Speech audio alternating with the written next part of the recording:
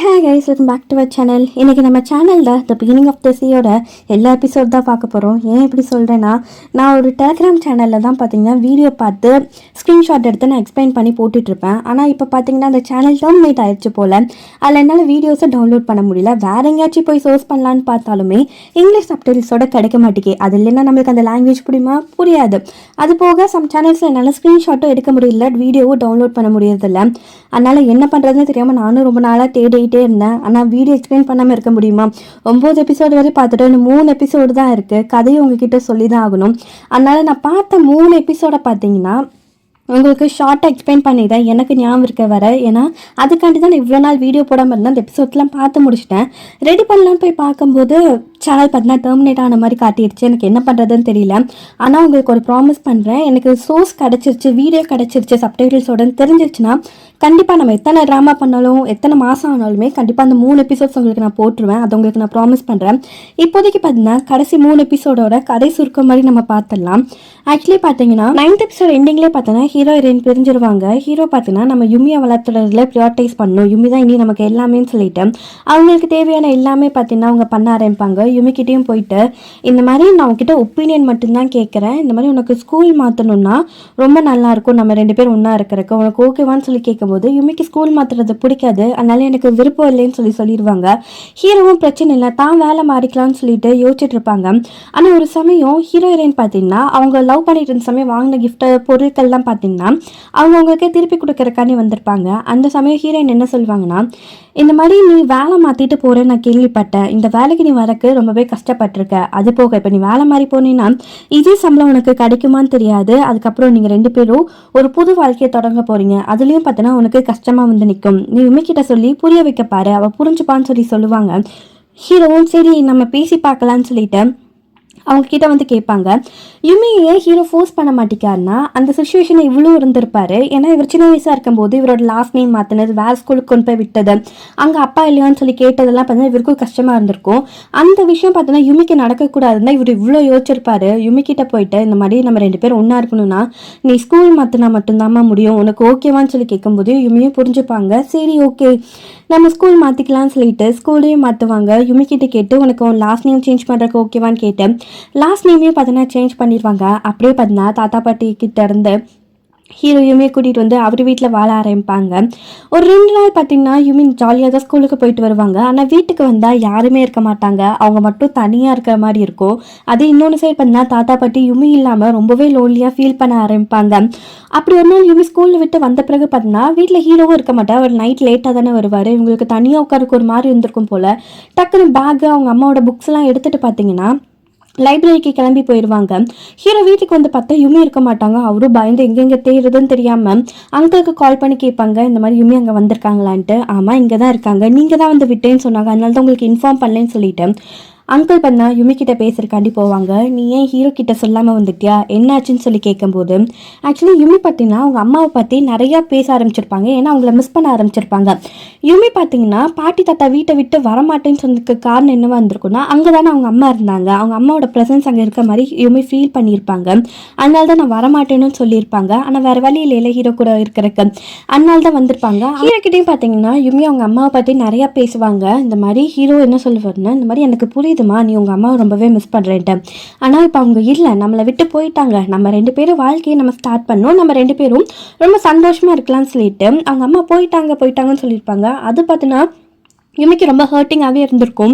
இந்த மாதிரி எனக்கு புரியுது அம்மா போயிட்டாங்கன்ட்டு. ஆனால் ஹீரோ பண்ணால் அந்த விஷயத்த சொல்ல எனக்கு ரொம்பவே கஷ்டமாக இருக்குது, எனக்கு அங்கே இருக்கிறக்கே ஒரு மாதிரி லோன்லியாக ஃபீல் ஆகுது, தனிமையில் உணர்கிற மாதிரி இருக்குன்னு சொல்லிட்டு யுமி பார்த்தீங்கன்னா அங்கிள் கிட்ட சொல்லியிருப்பாங்க. ஹீரோ பார்த்தீங்கன்னா யுமி லைப்ரரி இருக்கான்னு தெரிஞ்சுக்கோ, வந்து பார்த்தா அங்கிள் என்ன சொல்வாங்கன்னா, இந்த மாதிரி நீங்கள் வரீங்கன்னு தெரிஞ்சோடனே தாத்தா பாட்டி வீட்டுக்கு போகிறேன்னு சொல்லிட்டு அவங்கள கூப்பிட்டு அவள் வீட்டுக்கு போயிட்டாங்க. அப்போ ஹீரோவும் பார்த்தீங்கன்னா அங்கே போகலான்னு பார்க்கும்போது இந்த மாதிரி அவங்க கிட்ட ஒன்று சொல்லணும், எனக்கு புரியுது நீங்கள் யுமி கூட நல்ல லைஃப் செட்டில் ஆகணும்னு சொல்லி நினைக்கிறீங்கன்ட்டு, ஆனால் அவங்க அம்மா இப்போதான் இறந்து போயிருக்காங்க, அதுக்குள்ள அவ மறக்கணும்னு சொல்றது பார்த்தீங்கன்னா ரொம்பவே கஷ்டம், அது மட்டும் கொஞ்சம் புரிஞ்சு நடந்துக்கோங்கன்னு சொல்லி தான் ஹீரோ அங்கே வந்து அனுப்பிச்சு வைப்பாங்க.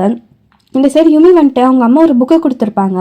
அந்த புக்கை வந்து தான் படிச்சுட்டு இருப்பாங்க. அப்போ அவங்க அம்மா பாஸ்ல இந்த மாதிரி நான் உயிரோடு இருக்க மாட்டேமா, நான் இங்கேருந்து போன பிறகு இந்த புக்கை நீ படி, இந்த புக்கை படிச்சீங்கன்னா உனக்கு நான் என்ன சொல்ல வரேன்னு உனக்கு புரியும், உனக்கு புரியுற வரை இந்த புக்கை திருப்பி திருப்பி படின்னு சொல்லியிருப்பாங்க. அந்த புக்கை தான் பார்த்தீங்கன்னா இப்போ யுமி படிச்சுட்டு இருப்பாங்க. ஹீரோவும் அந்த இடத்துக்கு வந்துடுவாங்க. பாட்டியும் வான்னு சொல்லி கூப்பிடும்போது ஹீரோ தயங்குவாங்க. எனக்கு புரியுது, யுமி உன்னை மீட் பண்ணி பேசுவா, அதான் நீங்கள் வரேன்னு தெரிஞ்சதுக்கு அப்புறம் தான் ஓகேன்னு சொல்லி சொன்னா, நீ போய் பேசுன்னு சொல்லுவாங்க. ஹீரோவும் வந்துட்டு இந்த மாதிரி எனக்கு புரியுது, உங்கள் அம்மாவை பற்றி நான் பேசக்கூடாதுன்னா சொல்லலை, ஆனால் நீ அவங்கள மறக்கணும்னு நான் சொல்லலை, கொஞ்சம் நீ புரிஞ்சுக்கிறதுக்கு ட்ரை பண்ண சொல்லி தான் நான் சொன்னேன். எனக்கு புரியுது, உன்னை இங்கேருந்து நான் கூட்டிகிட்டு போனதுக்கப்புறம் நீ ரொம்பவே லோன்லியாக ஃபீல் பண்ணுறில்ல, நான் முடிஞ்ச அளவு என் வேலையெல்லாம் சீக்கிரமாக முடிச்சுட்டு உன்னை வந்து நான் பார்க்குறேன்னு சொல்லி சொல்லும்போது யுமியும் இந்த மாதிரி நீங்களும் ஹீரோயினும் பிரேக்கப் பண்ணதுக்கு நான் தானே காரணம்னு சொல்லி கேட்கும்போது ஹீரோ இல்லையே அப்படிலாம் இல்லையம்பாங்க. இல்லை எனக்கு தெரியும், நீங்கள் என்னை வளர்க்கணும்னு தெரிஞ்சனால தானே ஹீரோயினை உங்களை விட்டுட்டு போயிட்டாங்க, அது போக நான் இங்கேருந்து வந்த பிறகு தாத்தா பாட்டி ரொம்பவே லோன்லியாக ஃபீல் பண்ணுறாங்க, அது போக அங்கிள் என்னால் மீட் பண்ண முடிய மாட்டேங்கி, அவர்கிட்ட கேட்டதுக்கு நீ ரொம்ப தூரமாக இருக்கில்ல அதனால தான் சொல்லி சொல்கிறாங்க. இதுக்கு எல்லா காரணம் நான் தானே, நான் மட்டும் இங்கே வராமல் இருந்திருந்தா இதெல்லாம் நடந்திருக்காதுன்னு சொல்லிட்டு யுமி சொல்லுவாங்க. ஹீரோ இல்லாமா அப்படிலாம் எதுவுமே இல்லைன்னு சொல்லும்போது அதே மாதிரி நீங்கள் எங்கள் அம்மா விட்டுட்டு போனவர் தானே, சின்ன வயசுலேருந்து நீங்கள் என் கூட இருந்ததும் கிடையாது, அப்புறம் நீங்கள் எப்படி எங்கள் அம்மாவை பற்றி பேசக்கூடாதும்பீங்க, எல்லா தப்பு உங்கள் மேலே தான், நான் எங்கள் அம்மா இருக்கும்போது கூட அப்பா இல்லைன்னு சொல்லி லோன்லியாக ஃபீல் பண்ணதே கிடையாது, ஆனால் நீங்கள் அப்பான்னு எனக்கு இருக்கீங்க, ஆனால் எங்கள் அம்மாவை தான் நான் ரொம்பவே மிஸ் பண்ணுறேன்னு சொல்லிட்டு ஒரு மாதிரி கோவமாக பேசிடுவாங்க. இல்லை இல்லை அப்படிலாம் பேசாதம்மா, அந்த மாதிரி எதுவுமே கிடையாது, எல்லா தப்பும் என் மேலே தான், என்னை மன்னிச்சிரு, வா நம்ம வீட்டுக்கு போகலான்னு சொல்லி கூப்பிடும்போது யுமி பார்த்துன்னா வரமாட்டாங்க, அங்கேயே படுத்துப்பாங்க. ஹீரோக்கும் என்ன பண்றதுன்னு தெரியாது, அவரும் கிளம்பி அவங்க வீட்டுக்கு வந்துடுவாங்க. தூங்கி எந்திரிச்சு பார்த்தா யுமின்னு சொல்லி தான் இவரும் எந்திரிப்பாங்க. அந்த சைடு யுமியும் நட்டுக்கோன்னு சொல்லி தான் எந்திரிச்சு வருவாங்க. ரெண்டு பேத்துக்குமே பார்த்தீங்கன்னா ரெண்டு பேரை மிஸ் பண்ணிட்டு இருப்பாங்க. யுமிலாம் பார்த்தீங்கன்னா சாப்பிட மாட்டேன்லாம் சொல்லி அடம் பிடிச்சிட்டு இருப்பாங்க. அப்போ ஹீரோயின் பார்த்தீங்கன்னா ஹீரோக்கு கால் பண்ணுவாங்க. இந்த மாதிரி யுமி உங்ககிட்ட ஒரு விஷயத்த சொல்ல சொன்னா, இந்த மாதிரி எனக்கு எங்கள் அம்மாவுக்கு பற்றி பேசுறதுக்கு பிடிக்கும், அதே மாதிரி அவரும் அதை பற்றி பேசினா நல்லா இருக்கும்னு தோணுச்சு, நம்ம 3 பேர் ஒன்றா இருக்கும்போது அவர் எப்பயுமே அம்மாவை பற்றி ஏதாச்சும் பேசிகிட்டே இருப்பார், ஆனால் நீங்கள் போனதுக்கப்புறம் அம்மாவை பற்றி பேசவே வேண்டாம்னு சொல்லி சொல்கிறாரு, எனக்கு அது ஒரு மாதிரி கஷ்டமாக இருக்குது இப்படின்னு சொல்லி யுமி என்கிட்ட சொல்ல சொன்னான். இந்த மாதிரி நீ அவளை கொஞ்சம் புரிஞ்சு நடந்துக்கும், அவள் போக போக எல்லாத்தையுமே புரிஞ்சுப்பா, எதா இருந்தாலும் நம்ம 2 பேரும் சேர்ந்து பார்த்துக்கலாம், உனக்கு எப்போ ஹெல்ப் பண்ணாலும் என்னை கேளுன்னு சொல்லிட்டு இதேன்னு சொல்லுவாங்க. ஹீரோவும் பார்த்தீங்கன்னா அதை புரிஞ்சுக்கிட்டு யுமி கிட்ட பேசுறதுக்காண்டி போவாங்க. இந்த மாதிரி நீ என்னை விட்டு வந்த பிறகு லோன்லினஸ் எப்படி இருக்குன்ட்டு எனக்கு இப்போ தான் ஃபீல் ஆகுது, இந்த மாதிரி என் கூட வீட்டுக்கு வாமா, நீ அம்மாவை பற்றி பேசு, நீயும் நானும் அவங்கள பற்றி நம்ம நிறையா பேசலாம், என் மேலே தான் தப்பு, நான் தான் கூட சின்ன வயசுலேருந்து இல்லாமல் விட்டுட்டேன்னு சொல்லிட்டு அவரும் பார்த்தீங்கன்னா ஃபீல் பண்ணி பேசுவாங்க. இந்த மாதிரி யுமி அவங்க கழுத்தில் ஒரு செயின் போட்டிருப்பாங்களே, அதை எடுத்து கொடுத்துட்டு நீங்கள் தனியாக இருக்கும்போது சொல்லுங்கள், இந்த செயின் உங்களுக்கு நான் கொடுக்குறேன் ஓகேவா, நீங்களும் தனியாக ஃபீல் பண்ணாதீங்கன்னு சொல்லிட்டு ஹீரோ கூட திரும்பி போகிறக்கு ஒத்துப்பாங்க. ஹீரோவும் பார்த்தீங்கன்னா யுமியை சந்தோஷமாக ஒரு வீட்டுக்கு கூட்டிகிட்டு வருவார். அப்படி இவர் வரும்போது வேலை பார்க்குற மாதிரி இருந்திருக்கும், அதனால பார்த்தீங்கன்னா அங்கிளை கூப்பிட்டு யுமியை பார்த்துக்க சொல்லுவாங்க. அவர் வேலைக்கு போனோடனே யுமி பார்த்தீங்கன்னா ஹீரோனையும் கூப்பிட்டுருப்பாங்க, அது போக ஹீரோட தம்பியை கூப்பிட்டு வீட்டில் சந்தோஷமாக இருந்திருப்பாங்க. அதெல்லாம் பார்த்தீங்கன்னா ஹீரோக்கு ஃபோட்டோ எடுத்து அனுப்பிச்சிருப்பாங்க. இந்த மாதிரி ஹீரோ இப்போ தான் தனியாக பார்த்துக்கணும்னு சொல்லி நினச்சிருப்பாரு, ஆனால் அது அதனால முடிஞ்சிருக்காது, ரொம்ப கஷ்டத்தில் தான் போய் முடிஞ்சிருக்கும். இப்போ பார்த்தீங்கன்னா மித்தோட ஹெல்ப் வாங்கிட்டு தான் பார்த்தீங்கன்னா ஹீரோ குழந்தைய பார்த்துக்கிறாங்க. அப்பா அம்மாவும் 14 நாள் வந்து பார்த்துப்பாங்க. இந்த மாதிரி அவங்க லைஃப் பார்த்தீங்கன்னா சந்தோஷமாக போயிட்டுருக்கும். அப்போ மியூசிக்கோட லெட்டர் இருக்கும், அது பார்த்தீங்கன்னா ஹீரோ படிச்சிருக்க மாட்டாங்க. ஒரு டைம் யுமியும் கேட்டிருப்பாங்க, இந்த லெட்டர் படிக்கலாமான்னு சொல்லி கேட்கும்போது இல்லை, நான் உனக்கு ஃபுல்லாக டேடி ஆன பிறகு நீயும் நானும் சேர்ந்து படிக்கலாம் ஓகேவான்னு சொல்லியிருப்பாங்க. இப்போ தான் அவங்க பார்த்தீங்கன்னா ரொம்ப சந்தோஷமாக வாழ்ந்துட்டு இருப்பாங்க. அந்த லெட்டரையும் பார்த்தீங்கன்னா எடுத்து படிக்க ஆரம்பிப்பாங்க. இந்த மாதிரி நட்டுக்கோ, உன்னை விட்டு போனது என்னோட தப்பு தான், அந்த ஃபால்ட் உன் மேலே கிடையாது, நான் தான் அந்த டிசிஷன் எடுத்து போனேன், நீ எப்படி இருக்க நல்லா இருக்கியா, அது போக நீ யுமியோட அப்பாவை இருக்க ஒத்துக்கிறதுக்கு ரொம்பவே நன்றி, நீ கண்டிப்பா ஏத்துப்பேன்னு தெரியும், அந்த வயசுல உனக்கு இந்த ரெஸ்பான்சிபிலிட்டி கொடுக்க கூடாதுன்னு நினைச்சேன், ஆனா இப்போ உன்னோட முழு மனசோட நீ யுமியோட அப்பாவா இருக்க, நீ ஏத்துக்கிட்ட, அது நினைக்கும் போது எனக்கு சந்தோஷமா இருக்கு.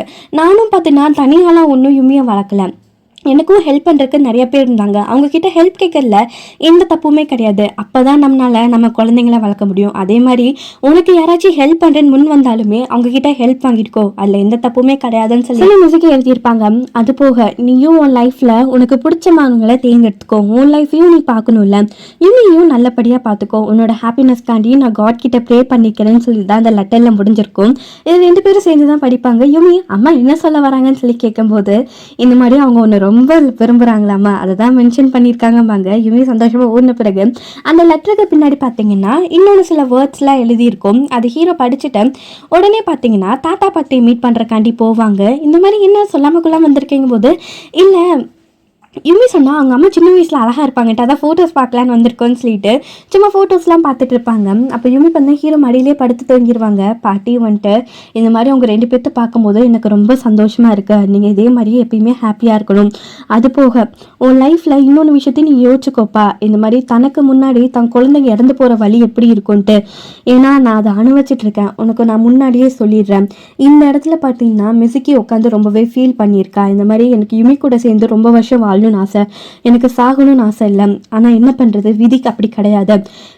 யுமியோட அப்பா ரொம்பவே நல்லவர், அவர் கண்டிப்பாக யுமியை நல்லபடியாக பார்த்துப்பாரு. அவர்கிட்ட கொஞ்சம் கோவப்படாமல் நல்ல விதமாக நடந்துக்கோங்க சரியான்னு சொல்லி பேசினதெல்லாம் இப்போ பார்த்தீங்கன்னா பாட்டிமா ஹீரோ கிட்ட சொல்லுவாங்க. ஹீரோக்கு அது புரிய வரும். இவங்க கூட பார்த்தா அவங்க நல்லாவே டைம் ஸ்பெண்ட் பண்ணுவாங்க. ஏன்னா அவங்க குழந்தை இறந்து போன ஃபீலிங் உங்களுக்கு வந்துடக்கூடாதுல்ல, அதனால.